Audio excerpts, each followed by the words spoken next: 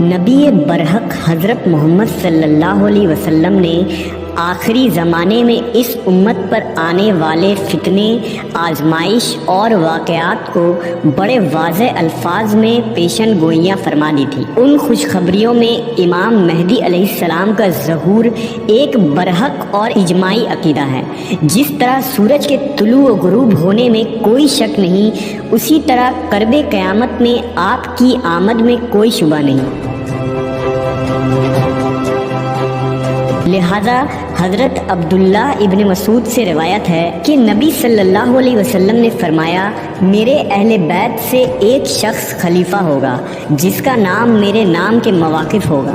اگر دنیا کا ایک ہی دن باقی رہ جائے گا تو بھی اللہ تعالیٰ اس ایک دن کو اتنا دراز فرما دے گا یہاں تک کہ وہ شخص خلیفہ ہو جائے گا۔ حضرت امام مہدی علیہ السلام حضرت محمد صلی اللہ علیہ وسلم کی نسل مبارک سے ہوں گے، اور آپ کا ظہور اس وقت ہوگا جب زمین ظلم و سرکشی سے بھر چکی ہوگی، اور آپ نبی صلی اللہ علیہ وسلم کی سنت کے قیام اور مسلمانوں کے دفاع کے لیے جنگ کریں گے۔ ان جنگوں میں یہود و نصارہ کے خلاف معرکوں کو روایتوں میں خصوصی طور پر ذکر کیا گیا ہے۔ لہذا حضرت ابو امامہ رضی اللہ تعالیٰ عنہ سے روایت ہے کہ رسول اللہ صلی اللہ علیہ وسلم نے فرمایا، تمہارے اور روم کے درمیان 4 مرتبہ صلح ہوگی، چوتھی صلح ایک شخص کے ہاتھ پر ہوگی جو آل ہرقل سے ہوگا، اور یہ صلح 7 سال تک برابر قائم رہے گی۔ رسول اللہ صلی اللہ علیہ وسلم سے پوچھا گیا کہ اس وقت مسلمانوں کا امام کون شخص ہوگا؟ آپ صلی اللہ علیہ وسلم نے فرمایا، وہ شخص میری اولاد میں سے ہوگا جس کی عمر 40 کی ہوگی، اس کا چہرہ ستارہ کی طرح چمکدار، اس کی دائیں رخسار پر سیاہ تل ہوگا اور 2 قطوانی عبائیں پہنے ہوگا، بالکل ایسا معلوم ہوگا جیسے بنی اسرائیل کا شخص ہے۔ وہ 10 سال حکومت کرے گا، زمین سے خزانوں کو نکالے گا اور مشرکین کے شہروں کو فتح کرے گا۔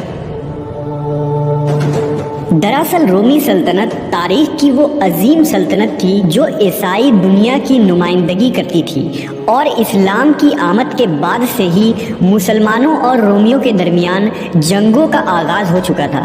دور حاضر میں یورپ و برطانیہ ہی اس رومی سلطنت کی ترمیم شدہ شکل ہے۔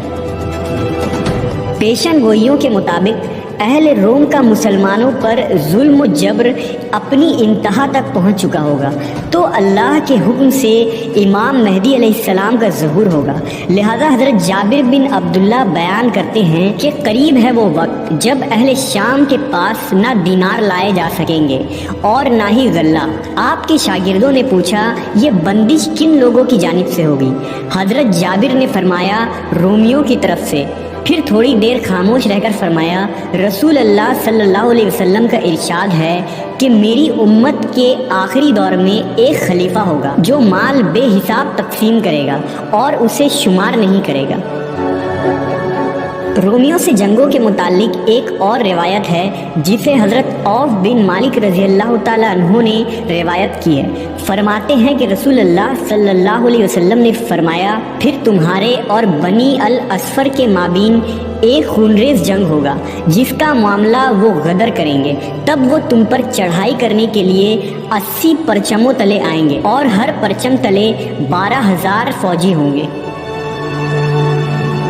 اس روایت میں بنی اصفر سے مراد اہل روم ہی ہیں۔ ان بڑی جنگوں کو احادیث میں الملحمۃ العظمیٰ کہا گیا ہے، اور ان جنگوں سے ہی فتح بیت المقدس اور دجال کا قتال ہوگا۔